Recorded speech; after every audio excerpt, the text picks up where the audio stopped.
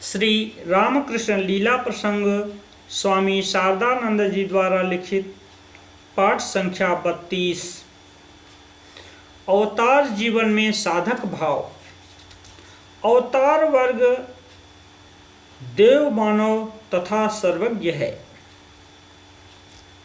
अद्वैत भूमि में कुछ दिन अवस्थित रहकर जगत कारण की साक्षात अनुभूति से परितृप्त होकर अवतार पुरुष जब पुनः मन की निम्न भूमि में उतरते हैं, उस समय साधारण दृष्टि से मानव मात्र दिखाई देने पर भी वास्तव में वे मानवातीत या देव मानव पद को प्राप्त करते हैं। जगत तथा उनके कारण इन दोनों पदार्थों को साक्षात प्रत्यक्ष कर तुलनानुसार बाह्यांतर जगत के छाया सदृश अस्तित्व को तब वे सर्वदा सर्वत्र अनुभव किया करते हैं। उस समय उनके मन में उच्च शक्ति समूह स्वतः ही लोकहित के निमित्त सदा प्रकट होता रहता है तथा जगत के परिदृष्ट समस्त पदार्थों के आदि मध्य तथा अंत को सम्यक रूप से जानकर वे सर्वज्ञत्व को प्राप्त कर लेते हैं। उनके अलौकिक चरित्र तथा चेष्टाओं को देखकर स्थूल दृष्टि संपन्न हम लोग उनकी अभय शरण लेते हैं तथा उनकी असीम कृपा से हमें पुनः यह अनुभव होता है कि बहिर्मुखी वृत्तियों के द्वारा बाह्य जगत के परिदृष्ट पदार्थ तथा व्यक्तियों का आश्रय लेकर यथार्थ सत्य की प्राप्ति अथवा जगत कारण का अनुसंधान एवं शांति लाभ प्राप्त करना हमारे लिए कदापि संभव नहीं है। बहिर्मुख वृत्तियों को लेकर जड़ विज्ञान की आलोचना के द्वारा जगत कारण का ज्ञान होना असंभव है। हमारी उपरोक्त बात को सुनकर पाश्चात्य विद्या पारंगत पाठक वर्ग यह निश्चय करेंगे कि बाह्य जगत के पदार्थ तथा व्यक्तियों का अवलंबन कर अनुसंधान करने के फलस्वरूप आजकल मानव का ज्ञान कितना वर्धित हुआ है तथा प्रतिदिन हो रहा है, इसका जिसने अनुभव किया है वह ऐसा कभी नहीं कह सकता।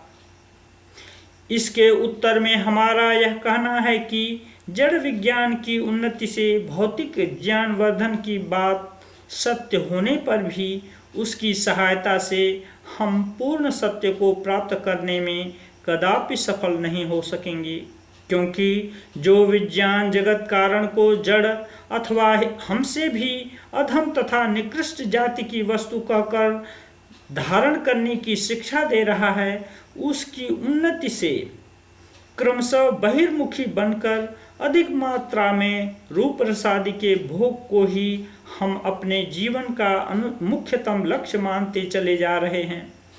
अतः एकमात्र जड़ वस्तु से ही जगत की सारी चीजें उत्पन्न हुई हैं, यह बात यंत्र के सहारे किसी समय प्रमाणित होने पर भी अंतर्राज्य के विषय हम लोगों के लिए चिरकाल तक अंधकाराच्छन्न तथा अप्रमाणित ही रह जाएंगे।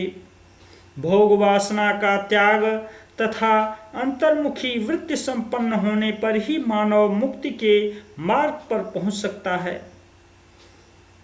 जब तक यह बात हृदयंगम न होगी तब तक देश कालातीत सत्य को प्राप्त कर शांति लाभ करना हमारे लिए कभी भी संभव न हो सकेगा।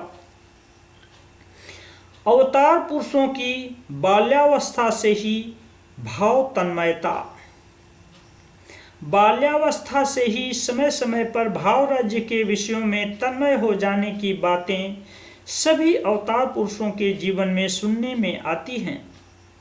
श्री कृष्ण ने बाल्यकाल में अपने माता पिता तथा बंधु बांधवों के समीप विभिन्न अवसरों पर देवत्व का परिचय प्रदान किया था। बुद्धदेव ने अपनी बाल्यावस्था में टहलने के लिए उपवन में जाकर बोधिद्रुम नीचे समाधि मग्न हो देवता तथा मानवों का दृष्टि आकर्षण किया था। वन की चिड़ियों को प्रेम के साथ अपने निकट आकृष्ट कर ईशा ने बाल्यकाल में उनको अपने हाथों से खिलाया था। शंकराचार्य ने अपनी माता को दिव्य शक्ति के प्रभाव से मुग्ध तथा आश्वस्त कर बाल्यकाल में ही संसार त्याग किया था तथा चैतन्य देव ने बाल्यावस्था में दिव्य भाव में आविष्ट हो इस बात का आभास प्रदान किया था कि ईश्वर प्रेमी हे तथा उपादेय सभी वस्तुओं में ईश्वर के प्रकाश को देख पाते हैं। 6 वर्ष की आयु में श्री रामकृष्ण देव के प्रथम भावाविष्ट होने की घटना। श्री रामकृष्ण देव के जीवन में भी इस प्रकार की घटनाओं का अभाव नहीं है। दृष्टांत स्वरूप कुछ घटनाओं का हम यहाँ पर उल्लेख कर रहे हैं। उनके श्रीमुख से उन घटनाओं को सुनकर हमें यह विदित हुआ है कि भाव राज्य में प्रथम तन्मय होना उनके लिए अत्यंत छोटी आयु में ही संभव हुआ था। श्री रामकृष्ण देव कहते थे, वहाँ यानी कामारपुकुर में बहुत छोटी छोटी टोकरियों में बच्चों को चबाने के लिए मुड़मुड़ी यानी भुजा हुआ चावल एक प्रकार का चबेना दी जाती है। जिनके घर पर उस प्रकार की छोटी टोकरी नहीं होती है वे अपने कपड़े पर ही मुड़मुड़ी चबाया करते हैं। इस प्रकार टोकरी में और कोई कपड़े पर मुड़मुड़ी लेकर चबाते हुए इधर उधर घूमते फिरते हैं। जेठ या आषाढ़ का महीना था। उस समय मेरी आयु 6 या 7 वर्ष की थी। एक दिन प्रातःकाल उसी प्रकार छोटी टोकरी में मुड़मुड़ी चबाता हुआ जंगल में खेत की मेड़ पर होकर मैं जा रहा था। आसमान पर सुंदर काली घटा उठी थी, उसे मैं देख रहा था तथा मुड़मुड़ी भी चबाता जा रहा था। कुछ ही समय बाद प्रायः पूरा आसमान बादल से छा गया। ठीक उसी समय दूध की भांति सफेद बगुलों का एक झुंड उन काले बादलों के नीचे से उड़कर जाने लगा। यह एक अनूठा ही दृश्य था। उसे देखता हुआ अपूर्व रूप से तन्मय हो जाने के कारण मेरी ऐसी अवस्था हुई कि मुझे कुछ भी होश न रहा। मैं गिर पड़ा। मेड़ के चारों ओर मुड़मुड़ी बिखर गई। कब तक मैं इस हालत में वहाँ पड़ा रहा था मैं कह नहीं सकता। लोगों ने जब देखा तब मुझे उठाकर घर ले आए। उसी दिन सर्वप्रथम भाव समाधि के कारण मैं संज्ञाहीन हुआ था।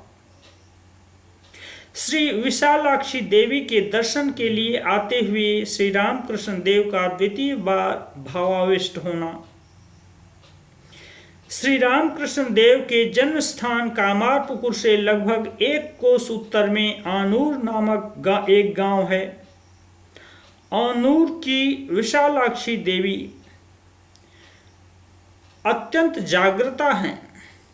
दूर दूर से चारों ओर के गांव से लोग नाना प्रकार की मनोरथ पूर्ति के निमित्त देवी से मनौती करते हैं तथा अभीष्ट सिद्ध होने पर यथा समय वहां उपस्थित हो देवी का पूजन करते हैं तथा उनको चढ़ावा चढ़ाते हैं। यह अवश्य है कि यात्रियों में स्त्रियों की संख्या ही प्रायः अधिक होती है तथा अन्यान्य कामनाओं की अपेक्षा रोग शांति की कामना से ही अधिक संख्या में लोग वहां जाते रहते हैं। दूर दूर से अच्छे घर की ग्रामीण महिलाएं निसंकोच देवी के प्रथम आविर्भाव तथा प्राकट्य संबंधी कहानियों को कहती हुई तथा तद विषय गीतों को गाती हुई देवी के दर्शनार्थ जा रही हैं। यह दृश्य अभी तक देखने को मिलता है। श्री रामकृष्ण देव के बाल्यकाल में कामारपुकुर आदि गांव वर्तमान समय में अधिक समृद्ध थे तथा वहाँ की लोक संख्या भी अधिक थी। यह बात वहाँ के जनशून्य जंगलों में भरे हुए टूटे फूटे मकान, जीर्ण तथा परित्यक्त देव मंदिर, राष्ट्रपूतनों आदि को देखने से भली भांति विदित होती है।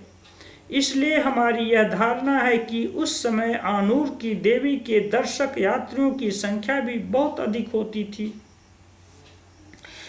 मैदान में खुले आकाश के नीचे देवी विराजमान हैं। धूप तथा वर्षा से बचने के लिए किसान लोग प्रतिवर्ष साधारणतया पत्तियों से उस स्थान को आच्छादित कर देते हैं। किसी समय वहां ईंट का बना हुआ मंदिर था। इसका परिचय समीपस्थ भग्न स्तूप से मिलता है। इस मंदिर के संबंध में गांव के लोग कहते हैं कि देवी ने अपनी इच्छा से उसे तोड़ दिया।